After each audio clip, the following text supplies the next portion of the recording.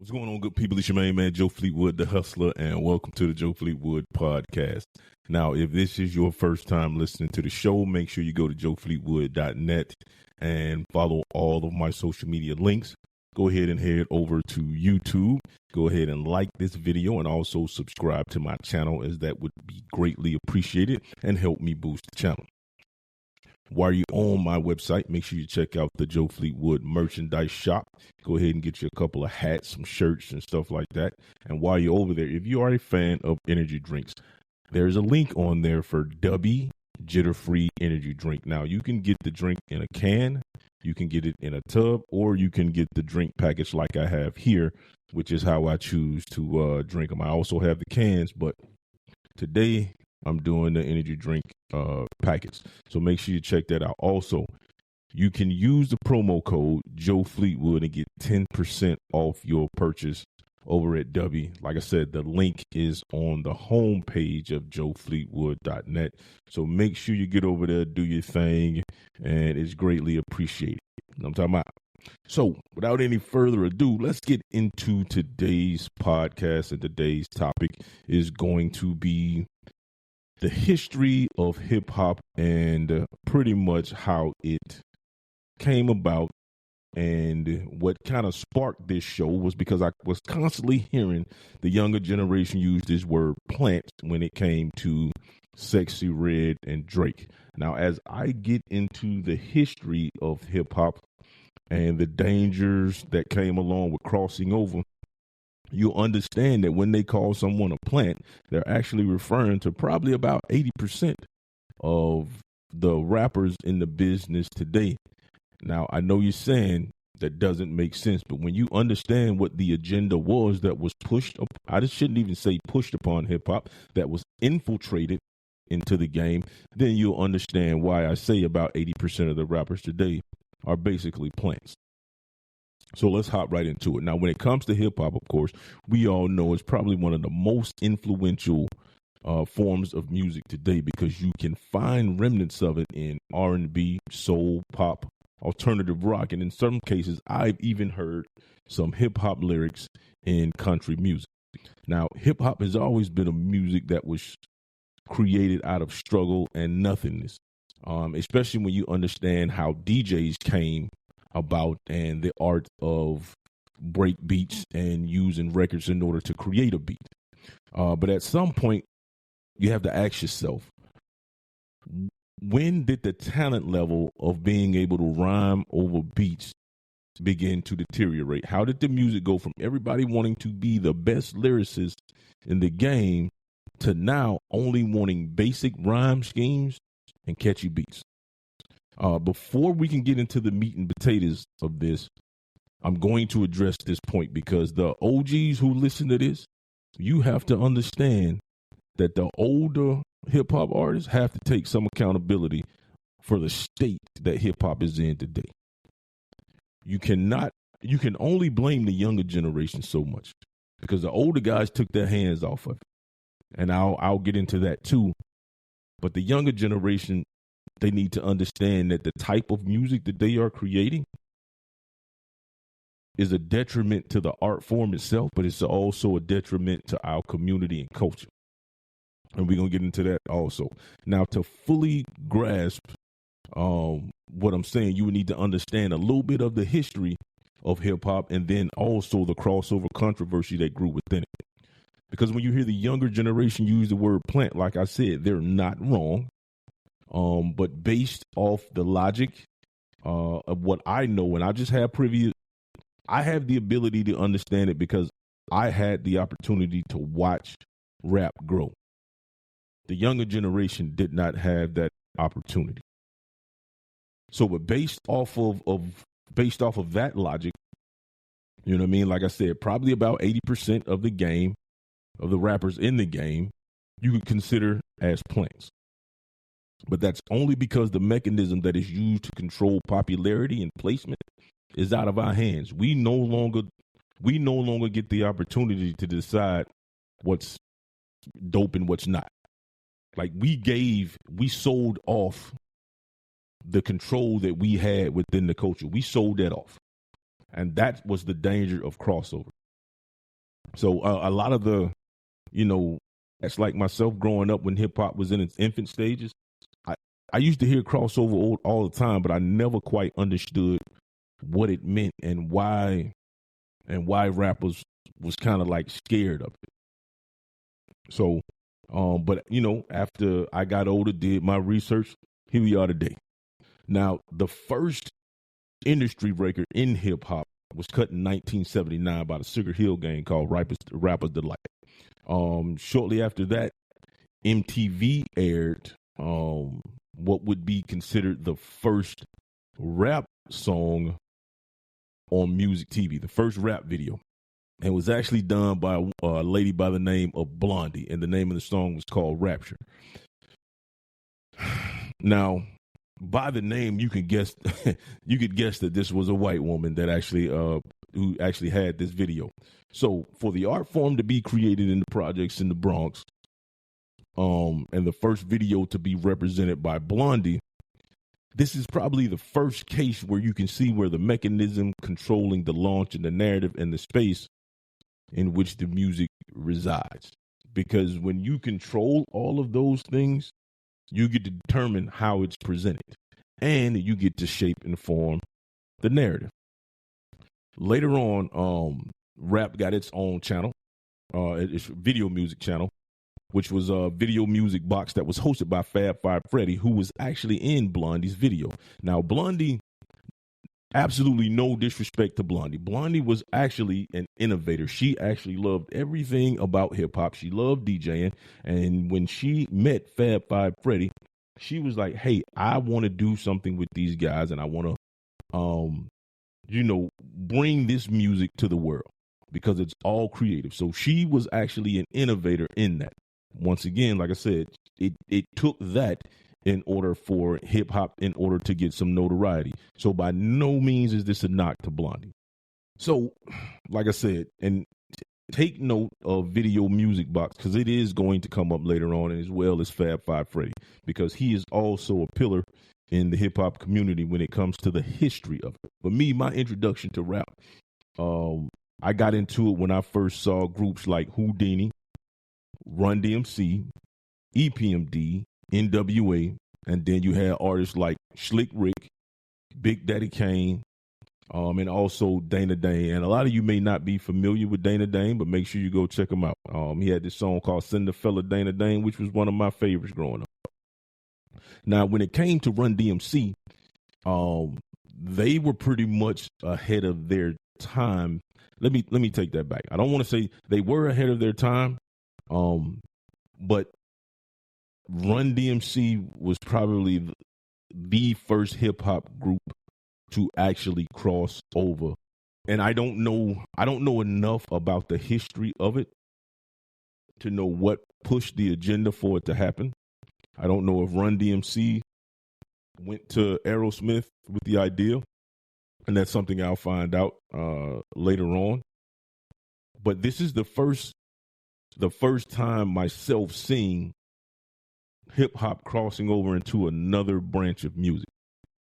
Because when they did Walk This Way with Aerosmith, the video itself was larger than life. When you looked at the stage and them performing at the concert, I've never been to a concert to where I've seen a crowd that packed. It was only something in a video on TV. So when they did that song, that was the first crossover song. And for those of you who are listening, you don't understand what crossover is. It's basically when you leave the hardcore culture of rap and you begin to change up the music in order to appeal to another genre or other fans outside of true hip hop fans. So that's crossing over.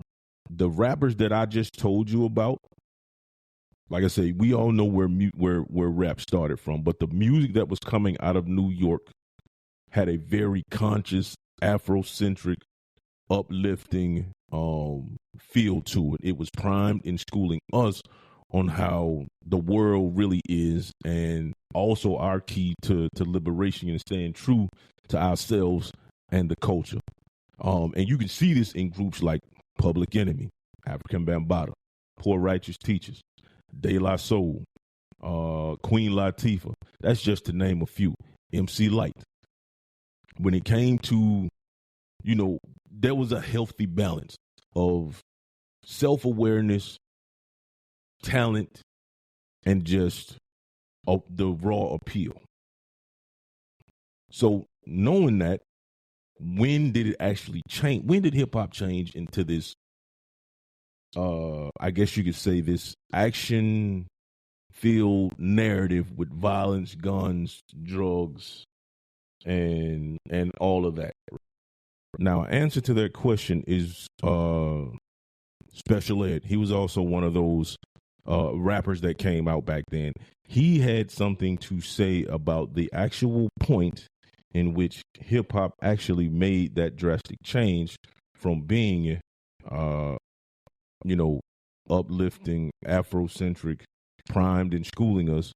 He actually talks about the change that he saw and the moment hip hop went down a different path.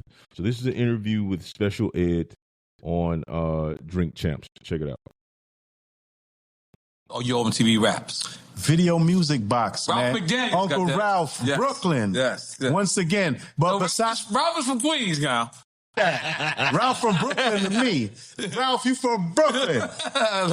But Uncle Ralph, because he's still at it. He's still going. Matter of fact, I had Ralph host the Coney Island show, and Ralph is hosting in Harlem with me. I always incorporate Ralph. He always show me love.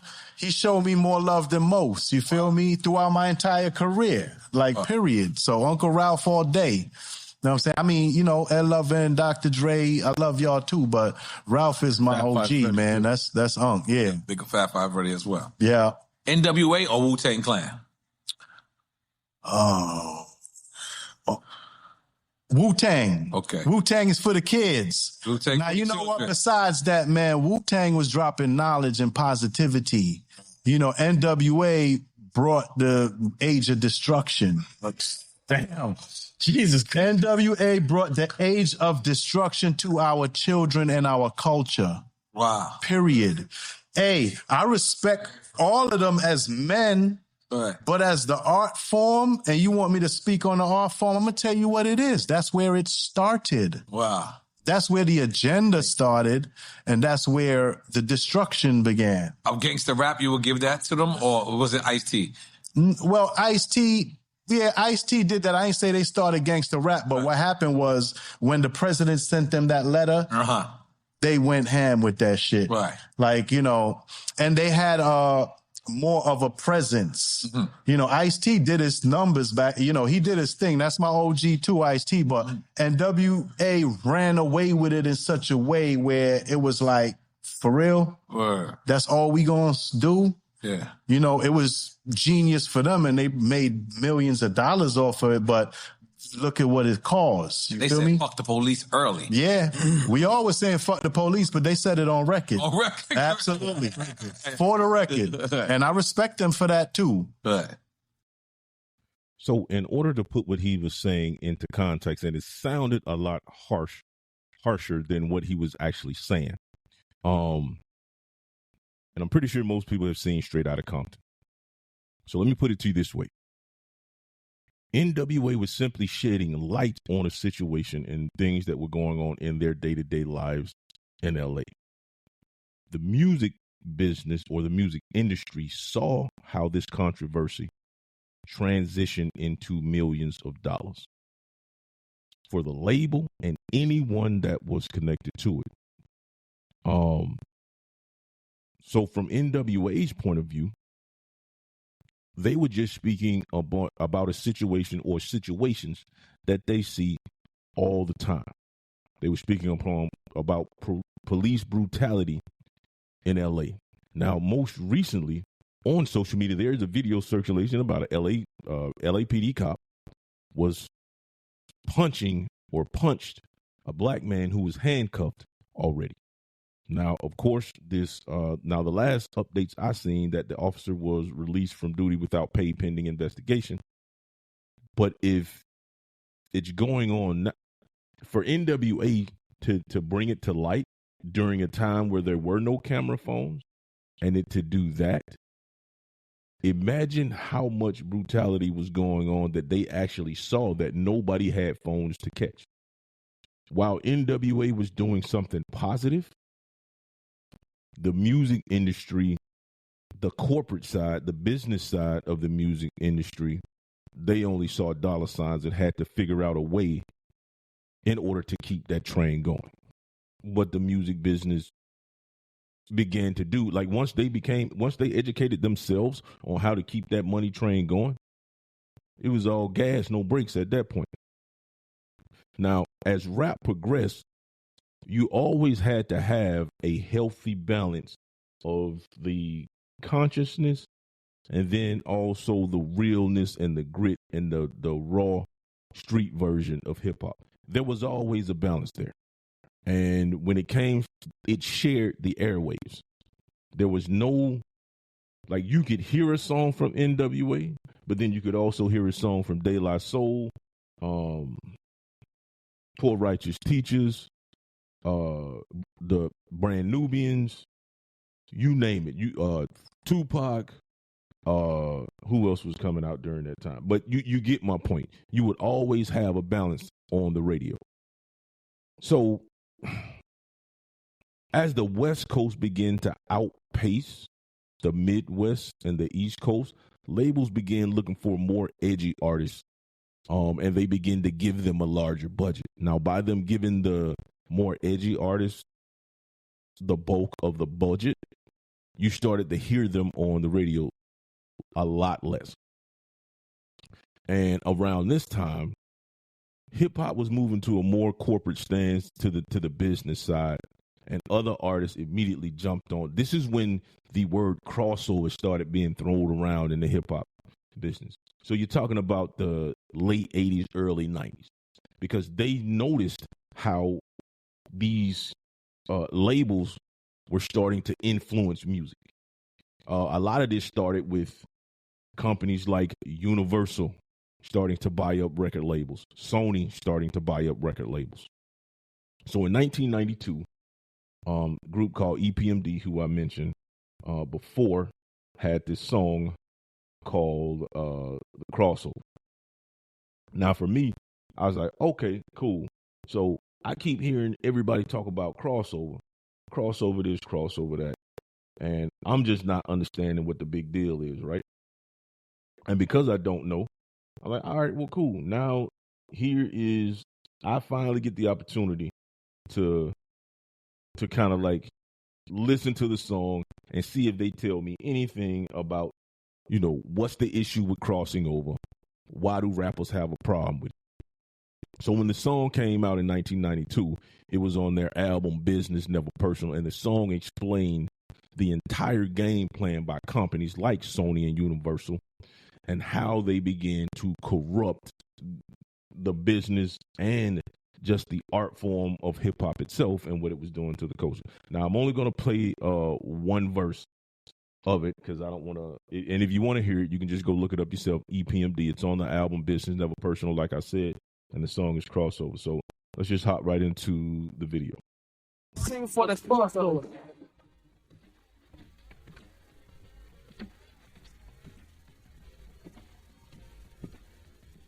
Crossover.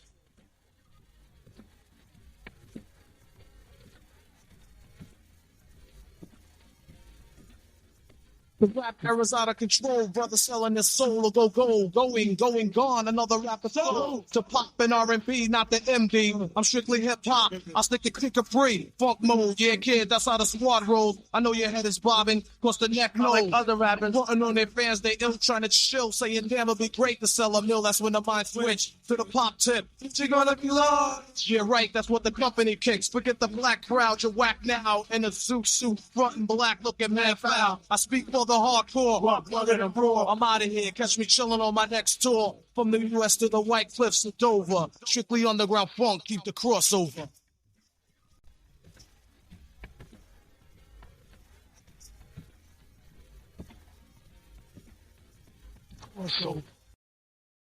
Now, the push to remove these big industry or these corporate types out of hip hop, it didn't just stop with EPMD.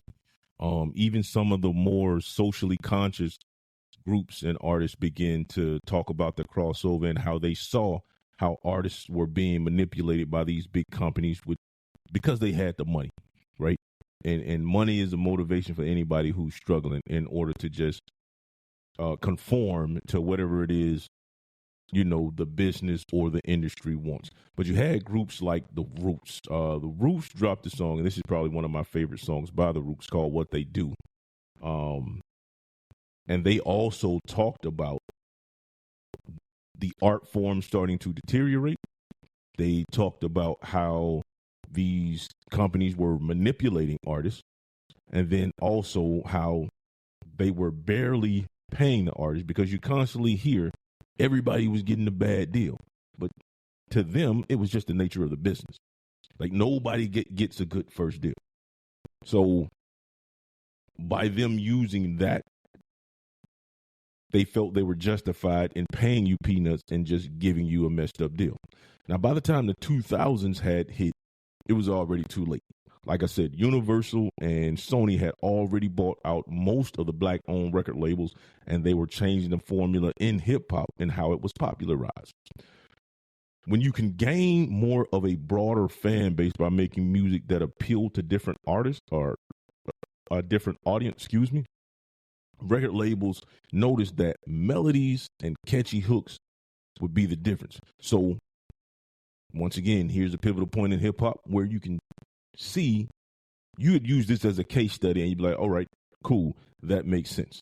Now, when Jay-Z dropped Hard Knock Life in 1998, they knew that this was a part of the formula, but not the entire blueprint. Jay-Z and Dame Dash, to be, of course, to be versed in music and used as pawns, they couldn't do that. Like, it just wasn't going to happen because Jay-Z and Dame Dash owned their own destiny.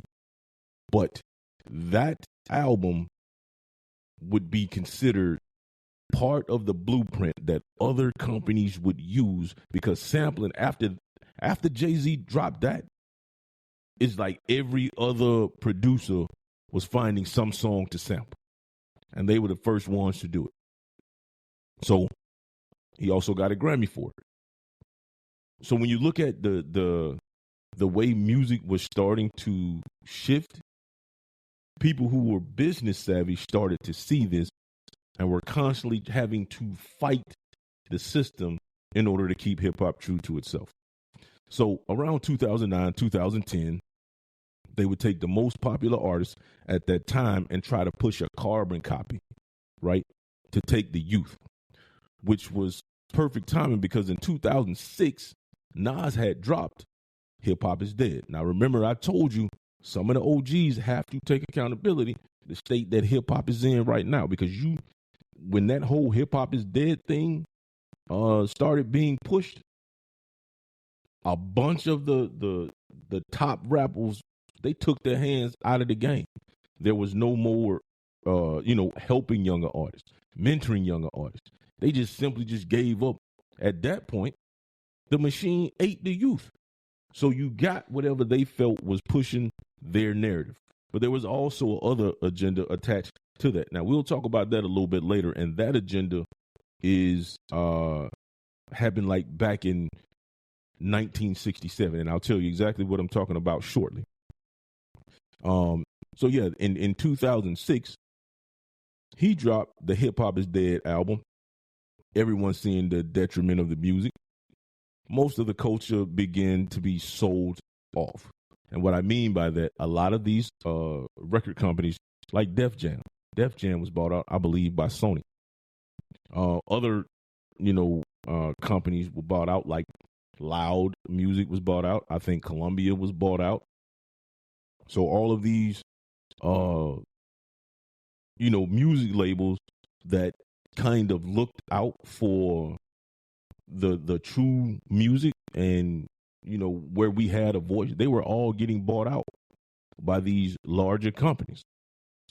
So also, you could also see the carbon copies, because at one point in time, everybody either sounded like Lil Wayne or T-Pain. Everybody. So basically, once one hits, The labels are like, okay, yeah, we need to make a song like this. We need to make a song like this. I need you to sound more like this person. That's pretty much what you were getting. Now, to kind of bring it around full circle, I'm going to play another video. Now, earlier you heard me mention poor righteous teachers. And wise intelligence from poor righteous teachers.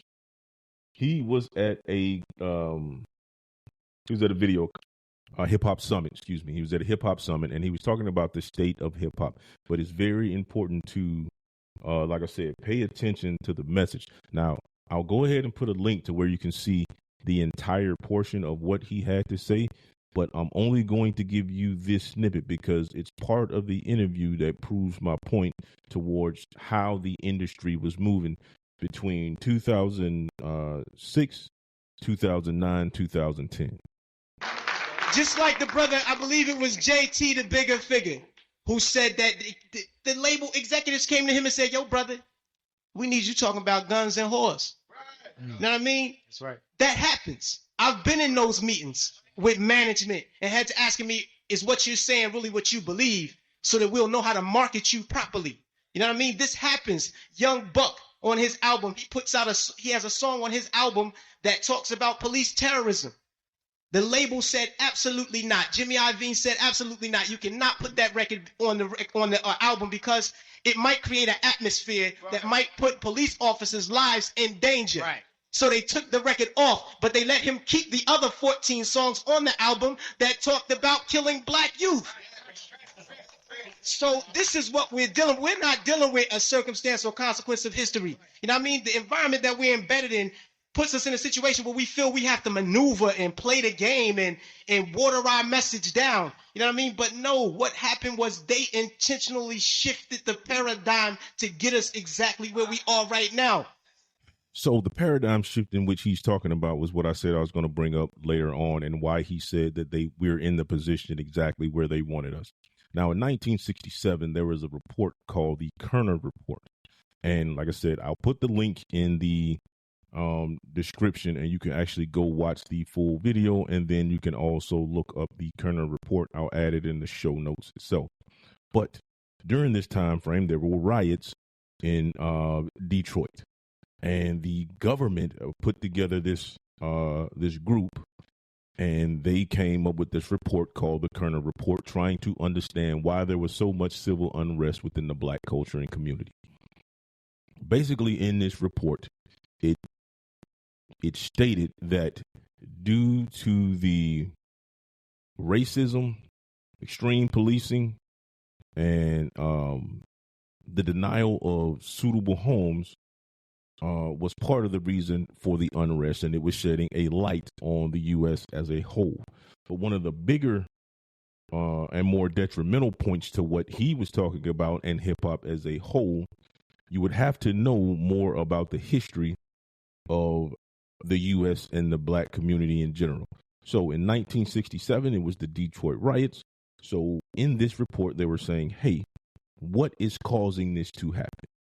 Basically, when you had a unified black culture, one that was sustained in self-pride and knowledge, anytime the system treated them unfairly or unjust, they were going to create an uprising.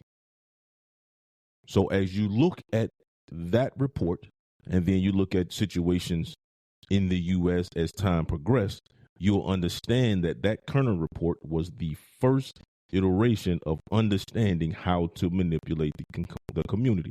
Because like I said, when the black culture has the knowledge, the self-pride, and the understanding, they begin to revolt more. So how do you stop that?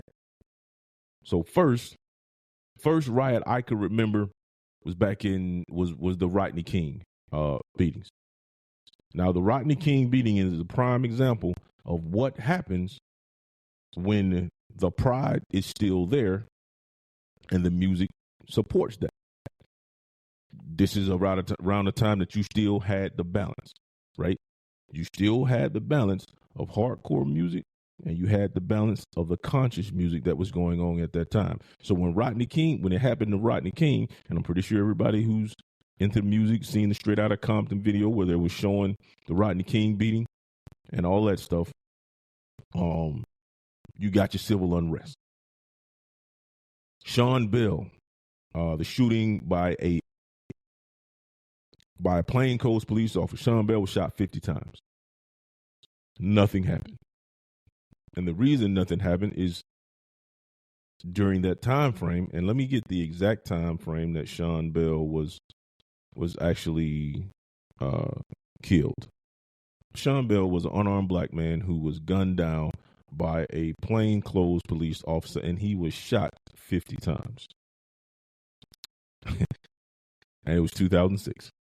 So like I said, you can see the clues are all there, and it's not even really clues, but if you just pay attention, you can see everything for what it is and when the shift happened and the actual point in which hip hop started to have its downfall and got away from the truthness of the culture.